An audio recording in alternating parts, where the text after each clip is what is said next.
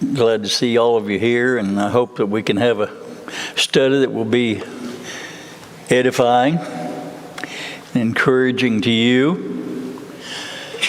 There was a lot of encouragement for Joshua and his people, and I think those are the lessons that we can learn for ourselves this evening. I want to do just a short review. First 5 chapters, we had Jehovah reassuring Joshua numerous times, and this is not new. That's what he did to Moses.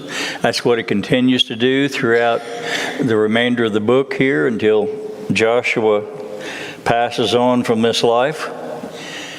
There were no go-betweens between God and between Jehovah and Joshua. None that I know of at all. It was always Jehovah himself who was speaking to and encouraging Joshua, encouraging him for the hope that he had and instructing him for the victory that should be theirs, even though they had failed, trying to encourage him to be ready, because the next time they went in, there were going to be the first fruits. Now, he didn't say that, but that's what it was. They'd been sent into camp. They'd overcome that. But he's giving Joshua some hope, and it's honor to Jehovah himself. Then in 9 and 10, the victory that comes in the south, and the sun stands still for a whole day. What's the explanation that you have for that?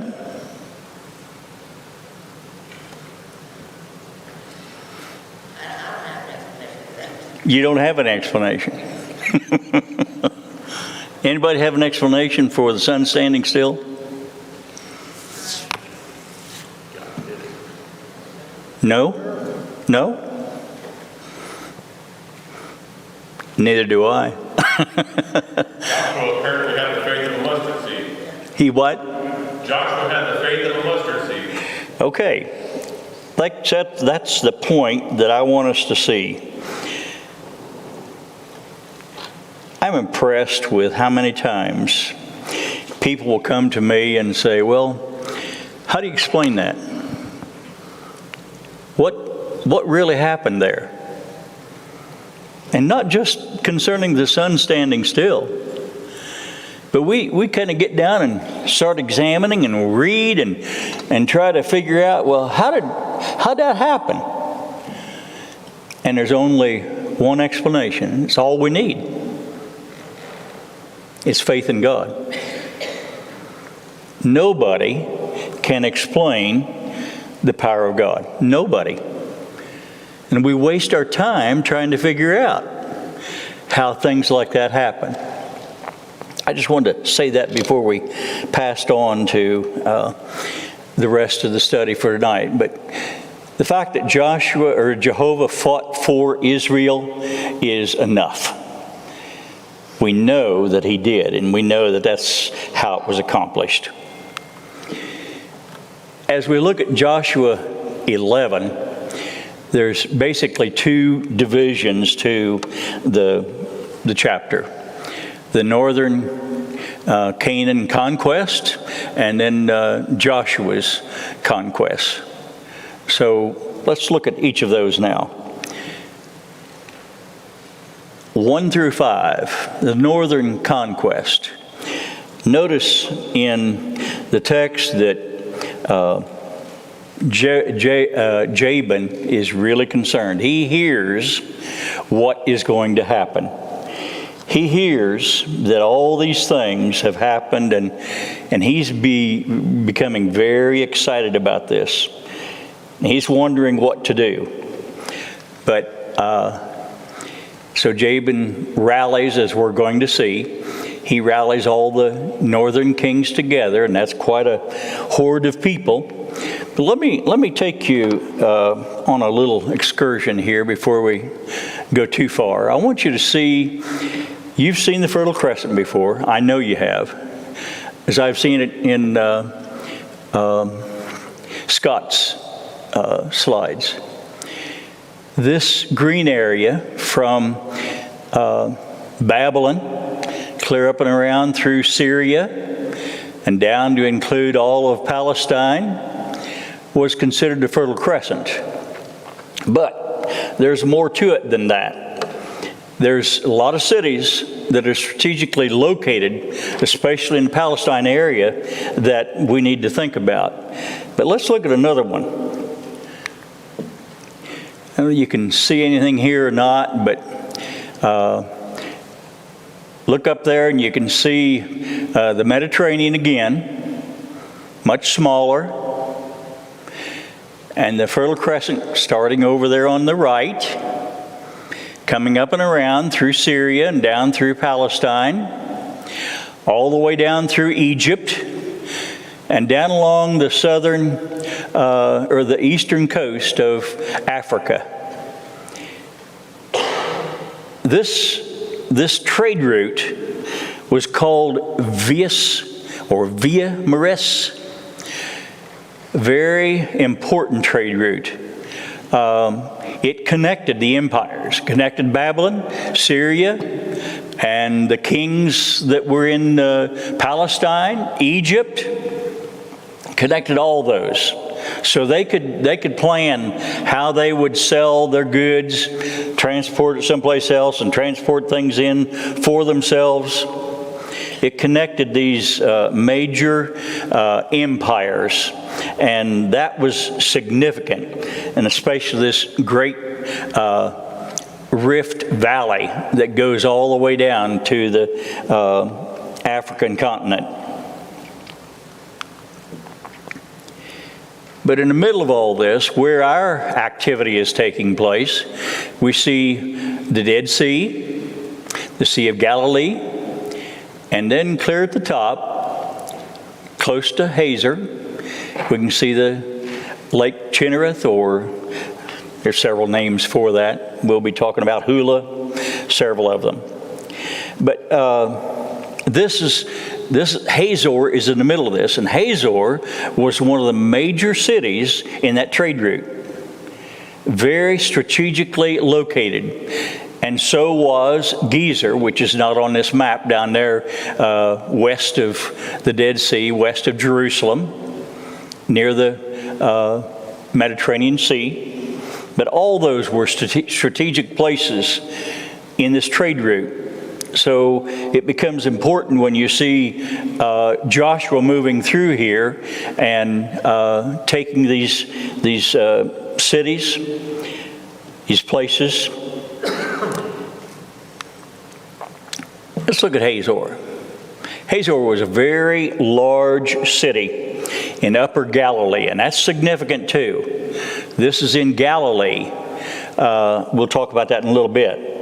8.5 miles northwest of the Sea of Galilee, 5 miles southwest of Lake Gennesaret, in the land of Naphtali. Now, yes, it was in Galilee, but in the land allotted to Naphtali, one of the tribes. Almost 200 acres makes up this city. 40,000 people, population, a world-class city of that time. Highly fortified. Walls were 24 feet thick. Reminds me of reading about Babylon. You may remember Babylon. They could take several chariots and run along on the top of the wall. It was so wide.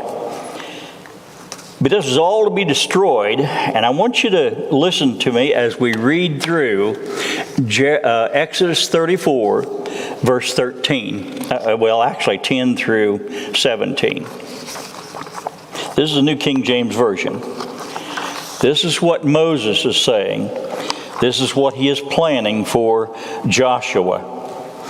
He said, "Behold, I make a covenant before all you people.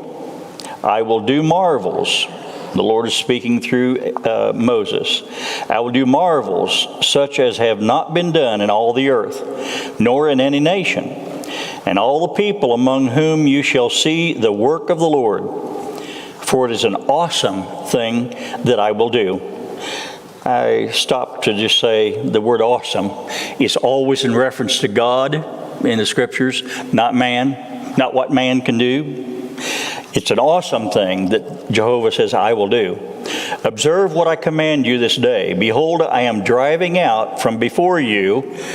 The Lord is going to do that. I'm driving out from before you the Amorite, the Canaanite, the Hittite, the Perizzite, the Hivite, and the Jebusite. Take heed to yourself, lest you make a covenant with the inhabitants of the land where you're going, lest it be a snare in your midst. But you shall destroy their altars. Notice verse 13. You shall destroy their altars, break down their sacred pillars, cut down their wooden images or their Asherah poles, whichever version yours reads. For you shall worship no God, no other God. For the Lord, whose name is jealous God. So nothing is going to stand between Jehovah and his people. He's a jealous God. Lest you make a covenant with the inhabitants of the land, and they play harlot with their gods and make sacrifice to their gods. And one of them invites you, and you eat of his sacrifice. And you take of his daughters for your sons, and his daughters play the harlot with their gods, and make your son play the harlot with their gods. You shall make no molded images for yourself. This was predicted back in Moses' day, right after the law was given at Sinai. So this isn't a new thing to Israel, but he's reminding them this is going to happen. You go in there and you're going to break down their pillars, and that's what they see. We see at Hazor. There were at least 3 temples, idol temples, in the city of Hazor, and it's a small place. It's on a rise, on sort of a knoll, but lots of immorality, many gods, all of which are forbidden by the law. Some 400 years later, after it's destroyed, we see that Solomon rebuilds the city. 1 Kings 9, verse 15, a man of that era. Jabin, king of Hazor. This is Jabin in Joshua's day, number 1. Versus Deborah's day of Judges 4. There's been a lot of haranguing about this. The Bible critics have really made a lot of hay on these 2 incidents, claiming that, well, Jabin was killed. He was king of the city. He was killed by the Israelites 2 different times. Doesn't make any sense. Well, it does make a lot of sense, even though it was 170 years between them. There's no confusion. There were 2 Jabins. Jabin, what I'm understanding, is a dynastic name. And several Jabins have ruled in Hazor. Instead of having Jabin 1 or Jabin 2 or Jabin 3, it was just Jabin. That's just the way they named their kings. Now in verse 1 of Joshua, the 11th chapter. When Jabin, king of Hazor, heard this, in other words, he heard all that was going on with the Israelites and with Joshua. When he heard this, he sent to Jobab, king of Madon, and to king of Shamron, and to the king of Achshaph, and to the kings who were in the northern hill country, and the Arabah, south of Chinnereth, and in the lowland, in Nephordor, and in the west, and to the Canaanites in the east and the west, the Amorites, the Hittites, the Perizzites, the Jebusites in all the hill country, and the Hivites under Hermon in the land of Mizpah. And they all came out with their troops, a great horde in number like the sand that is on the seashore, with very many horses and chariots. all of these kings joined their forces and came and camped together at the waters of Merom to fight against Israel. Stop and think about what this looked like. As many as the sand on the seashore, didn't even number them. There's so many of them. And this is what Joshua and his troops are facing. Coming against this great horde of people. Something that these people have that Israel never had until the time of Solomon, were horses and chariots. It wasn't allowed that they would have horses. That was a forbidden thing. But anyway, they come against this, and I want you to notice now. See Gilgal down there just north of the Dead Sea? Gilgal and going clear up to Merom, close to Hazor. There's about 80 miles, maybe 90 miles between Gilgal, where they're all camped out. And they make that trip clear up to Merom to meet this army, this mass of people that they're going to fight against. It's close to Hazor, and the king of Hazor has called all these people together. Probably 10 miles between 15, maybe between Hazor and Merom. But this coalition comes, it seems, from what I can see, 30 to 40 mile radius around Hazor. Way up in the north, way over in the east, in the south, all these kings are coming together to fight against Israel.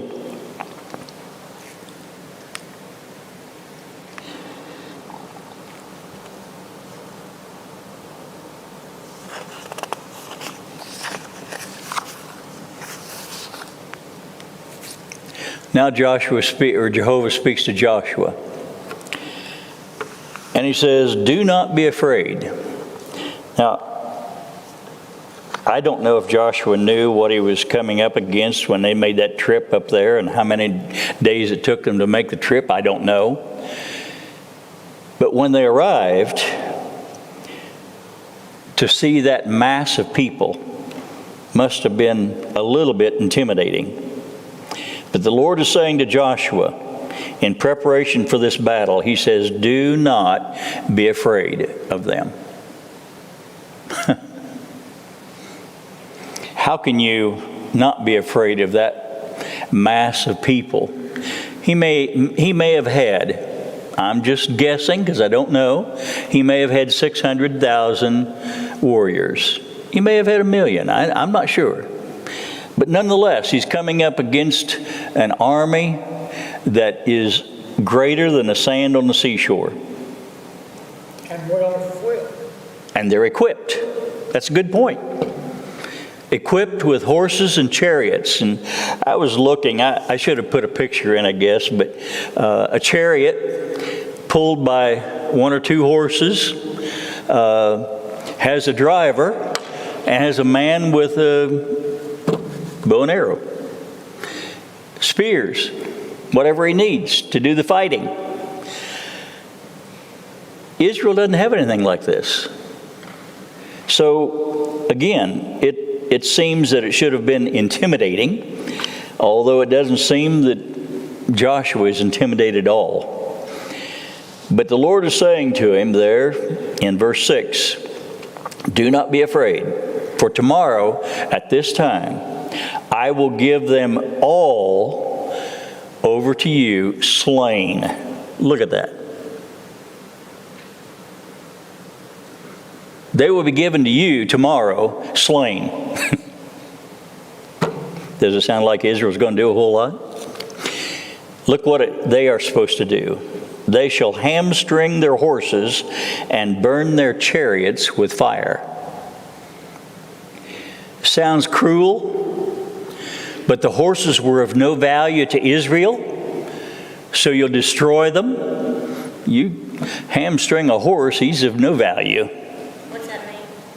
The back of the leg, the muscles or tendons are cut. The horses, they can't even walk. So the horses are incapacitated, the chariots are burned, and the people are killed. That's what you're going to do. You're going to do that part. Joshua then in verse 7, well, let me say this. Jehovah always reinforces with hope, and he does. He leaves Joshua and the people with the fact that they don't need to be afraid. I will give these people over into you slain. They will die. And Joshua and Jesus are a lot alike in that regard. Verse 7. So Joshua and all his warriors came suddenly. I'm impressed with that word suddenly. I don't know what your version says, but it's as though these people aren't going to expect it. They come on this mass of warriors suddenly at the waters of Merom and fell upon them. And the Lord, notice this, the Lord gave them into the hand of Israel, who struck them and chased them as far as Great Sidon and Mirispamaim, eastward as far as the valley of Mizpah. And they struck them until he left none remaining. Joshua did just as the Lord had said to him. He hamstrung the horses and burned their chariots with fire. So his job was to go there, hamstring the horses, burn their chariots.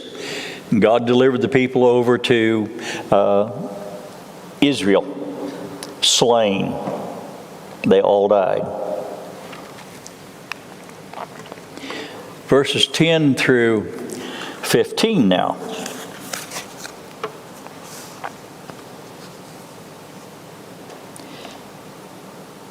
Joshua turned back at that time and captured Hazor. Now keep in mind, all these people have left their cities, left their fortifications, and they've all been killed. Now he turns back to Hazor. I want you to notice what the scriptures say here. For Hazor formerly was head of all these kingdoms. Formerly, the king of Hazor was in charge of all these kingdoms he had called together to meet with the Israelites. And they struck with sword all who were in it. So anybody who was left there, they were devoted to destruction. There was none left that breathed. That's pretty thorough, isn't it? And he burned Hazor with fire.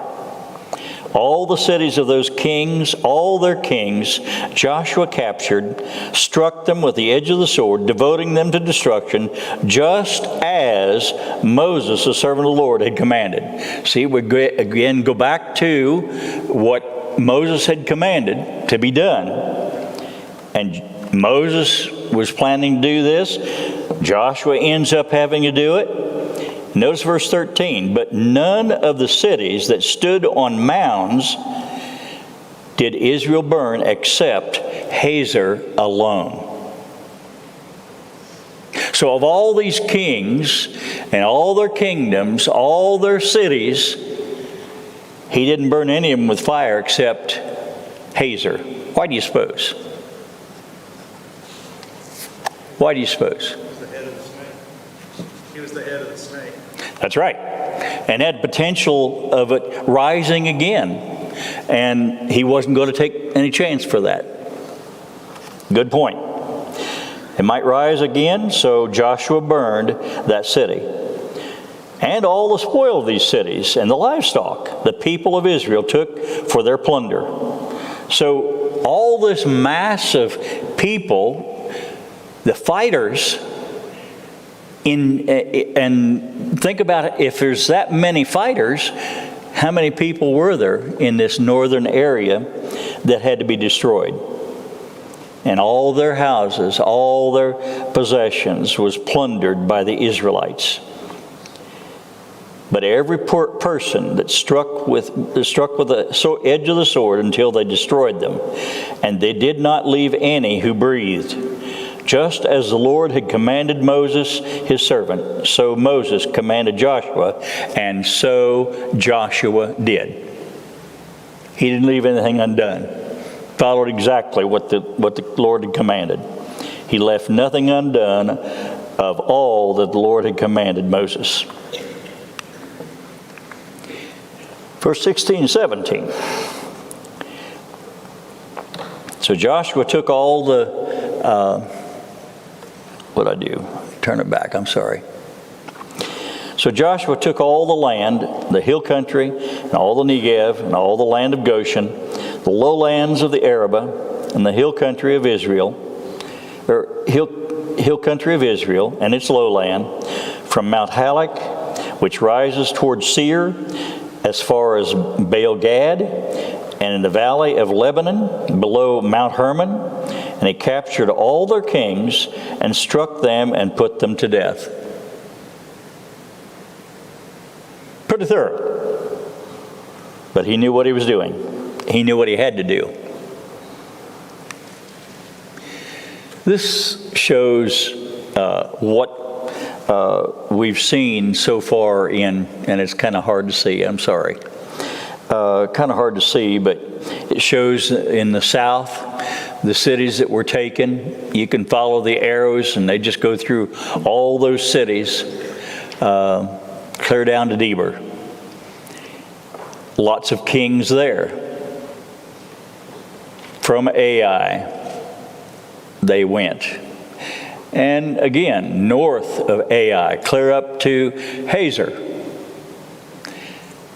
That's where it started, at Miram. Now all those kings up there had come together and they were destroyed. So this period of time that we see here covers several years, but he put them all to death. And this is the location of where they all were conquered.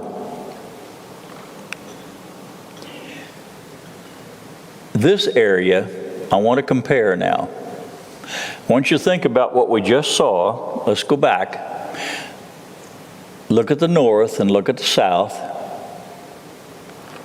And look now to what we know in Jesus' ministry. His ministry began in Galilee. And he went down and included Judea. What I want you to see is that there's a battle that takes place during Joshua's day, and there's a battle that takes place during Jesus' day. What's the difference?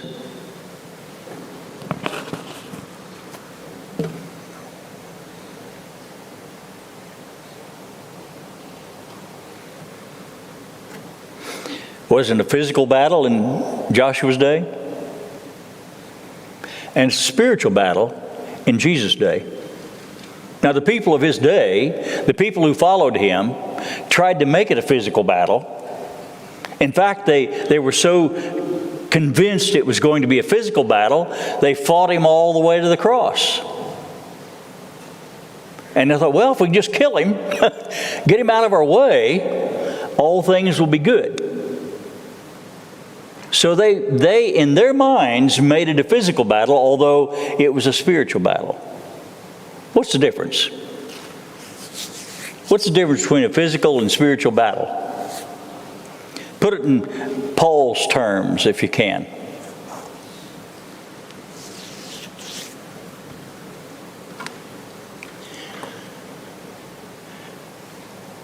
We don't fight flesh and blood, do we? Isn't that what Paul said? Where's our battle? In the spirit, in the mind, in the heart. And that's where the battle must be. You know, we tend to look at each other and say, well, no, he's not a very good person. I can tell by the way he looks. She's a pretty evil person. I can tell by the way she looks. We want to make it physical. And we shouldn't, Jesus said we shouldn't judge that way. Not on appearance. And yet that's where we are a lot of the time. Now, had Israel looked at the battle they were fighting, go back for just a minute. If they had looked at the people they were fighting, they probably would have been very intimidated. But they had the promise that the Lord was going to be with them. His Spirit was going to fight for them. He was going to win the battle for them. Did they trust Him? Yes, they did. Do we trust Him today? Paul says, I can do all things through Christ who strengthens me. Does that mean that when I want to go out here and on the town and have a fun time, the Lord's going to give me power to do that? He's going to strengthen me to do that? No. Just as He didn't strengthen Israel to take Ai when they sinned. They sinned at Jericho.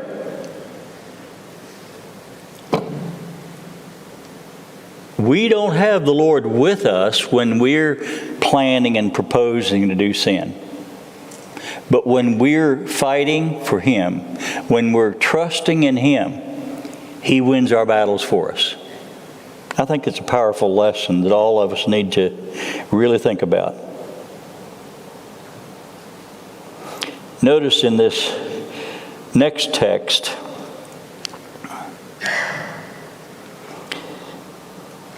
well, what am I doing here? I'm going the wrong way. I'll get it right in a minute. Verses 18 through 20, Joshua 11. Joshua made war a long time with these kings. All those kings, I'm guessing 4 years plus. I think Scott suggested 5 years, and based on how old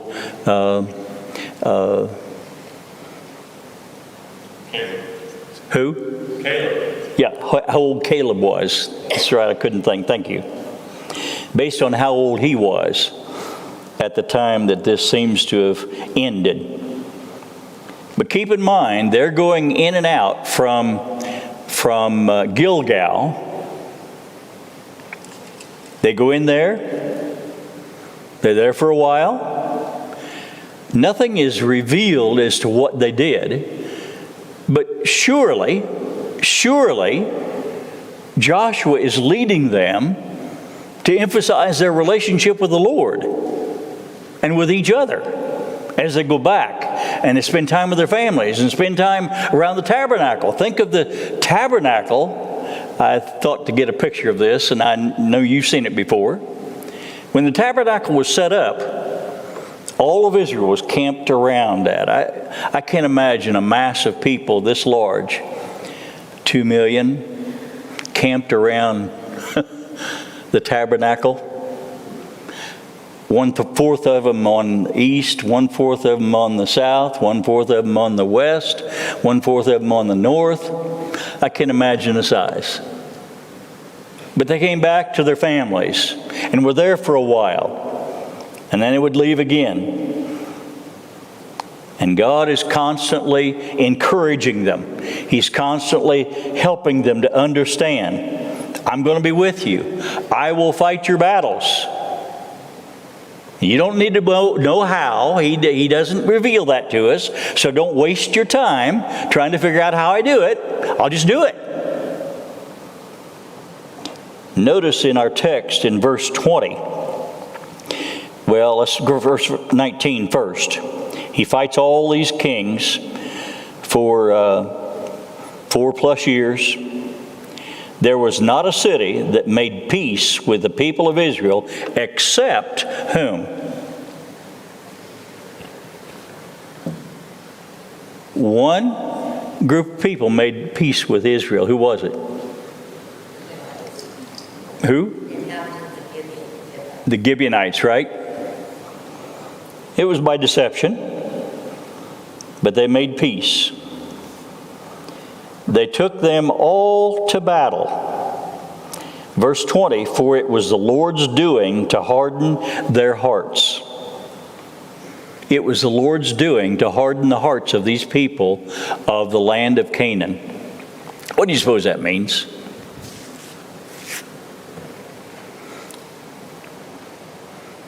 When we put up resistance against Joshua and his crew, we wanted them to be destroyed Yes, for their wickedness. that's right. That was his goal. I'm going to take the land that you built up, nurtured, Right. I'm going to give it to my brethren. Can you imagine living like the Canaanites did, and the Israelites coming in the mass that they did, and all the successes they had, all the kings they destroyed, all the land they took, and he comes to the west side, and they still are taking these cities. Can you imagine being in their shoes? Rahab gives us an idea about how scared they were. They were really afraid what was going to happen. But they nonetheless were fighting to keep their land. They were not going to give up. Their hearts were hardened against Israel taking their land, Israel taking their possessions, them being destroyed. So God is hardening their hearts purposely. Now, it isn't they couldn't have made another choice. We have the example of Rahab. She made another choice. They could have made another choice, but they did not. Their hearts were hardened in order that they should be destroyed, as the Lord commanded Moses. Verses 21 through 23. Joshua came at that time and cut off the Anakim from the hill country, from Hebron, from Debir, from Anab, and from all the hill country of Judah, and from the hill country of Israel. Joshua devoted them to destruction with their cities, and there was none of the Anakim left in the land of the people of Israel. Only in Gaza, in Gath, and in Ashdod did some remain. Joshua took the whole land, according to all that the Lord had spoken to Moses. So Joshua gave it for an inheritance to Israel, according to their tribal allotments, and the land had rest. Without God coming and fighting for them, they wouldn't have had the land. Without Jesus coming and fighting for us, we wouldn't have anything either. We've been promised a mansion, whatever your John 14 reads. We've been promised. They were promised, and they received it. We've been promised. We've received it. If you're in the kingdom, you've received it. Now, sure, it's going to look nicer when you get to heaven.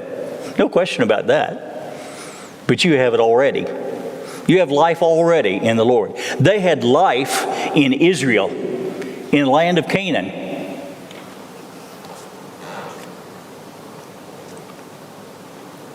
Jesus overcame everything for us, and Joshua overcame everything for them, so that they had rest and we have rest.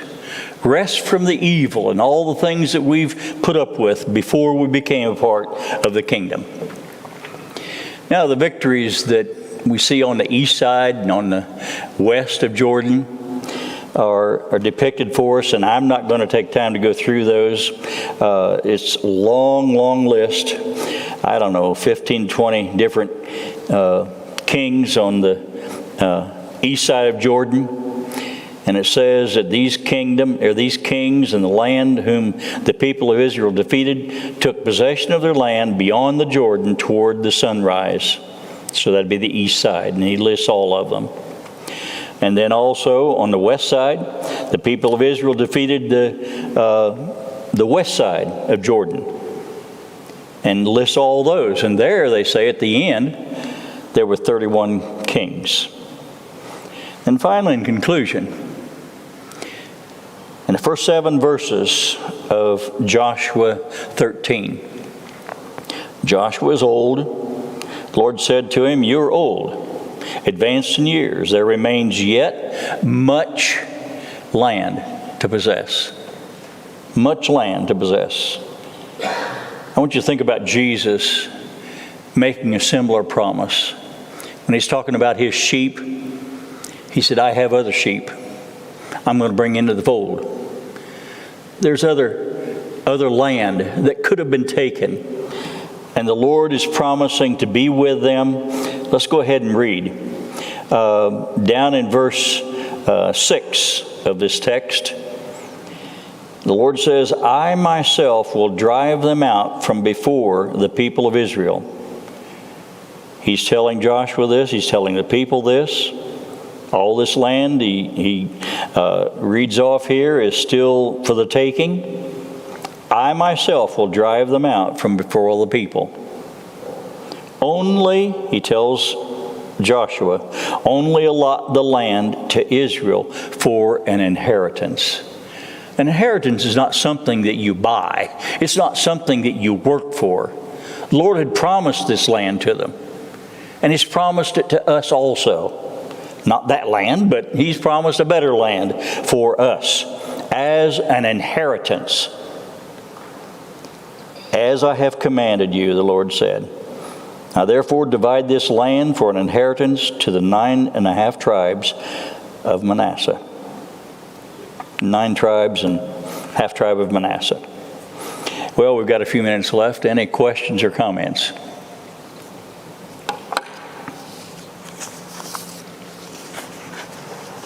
I think that there's an interesting comparison here.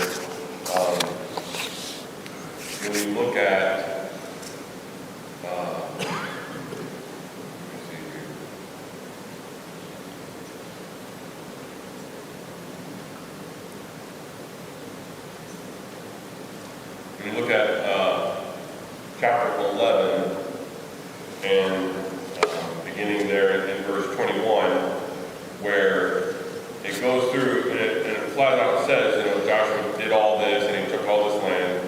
And in verse 23 it says, "So Joshua took the whole land according to all that the Lord had spoken to Moses.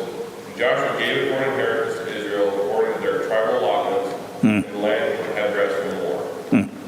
So in chapter 11 we see Joshua did everything for them, but yet then in chapter 13, God said, "There still remains yet very much land to possess." I think that's something that I tried to point out the other day, that Joshua's job was not to completely subdue the land and get rid of Great point. all the people that were living on the farms out in the rural section, and his job was not genocide.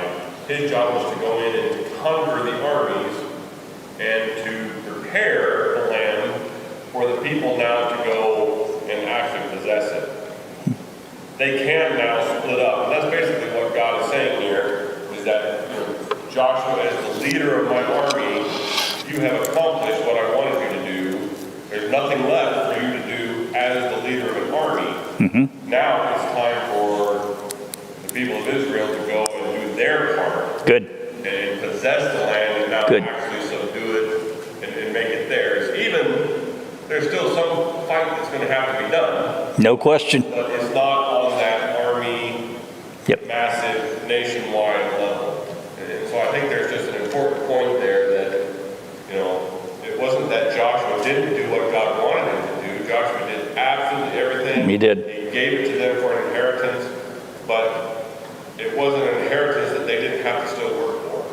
They still had to go possess it and to do it and make it theirs and try to do the right thing with the people that were still there. They've got to not let them convert the Jews to their religion, because yes, we've beaten the armies, we've beaten the kings, but it's really the common people is where that stuff lives. Yes. Where that stuff endures. Yes. Now it's up to the people to go possess. Yes. Well, how much different is that from us today? We've been promised a mansion. The Lord has prepared it for us. Now, I can give that up, but then at the year of Jubilee, I can have it all back. So what's my Jubilee? What's your Jubilee? It is a time when I can be restored to what the Lord has promised and has given to me. I can be forgiven. My land, my possession can be given back. Leave it with you. Thank you for your participation.